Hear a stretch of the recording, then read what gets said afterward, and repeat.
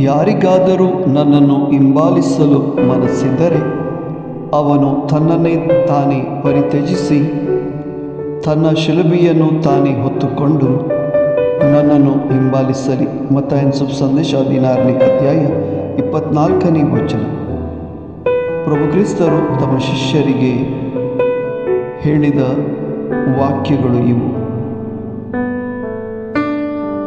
ಶಿಷ್ಯರು ಅವರ ಮಾತಿಗೆ ವಿಧೇಯರಾಗಿ ಅವರನ್ನು ಸಂಪೂರ್ಣವಾಗಿ ಹಿಂಬಾಲಿಸಿದರು. ನಾವು ನಮ್ಮ ಜೀವನದ ವಿವಿಧ ಸ್ಥಿತಿಗತಿಗಳಲ್ಲಿ ಇದ್ದೇವೆ. ಈ ಶಿಲುಬೆಯನ್ನು ಹೊತ್ತುಕೊಂಡು ನಾವು ಯೇಸುವನ್ನು ಹಿಂಬಾಲಿಸಲು ಪ್ರಯತ್ನಿಸೋಣ ಮತ್ತು ಅವರ ಆಶೀರ್ವಾದ ಹೊಂದೋಣ. ಆಮೆನ್.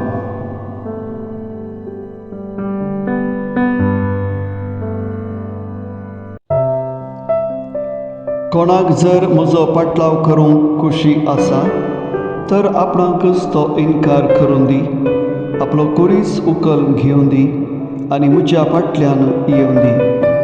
मत्तेवाची शुभार्ता 20:16-24.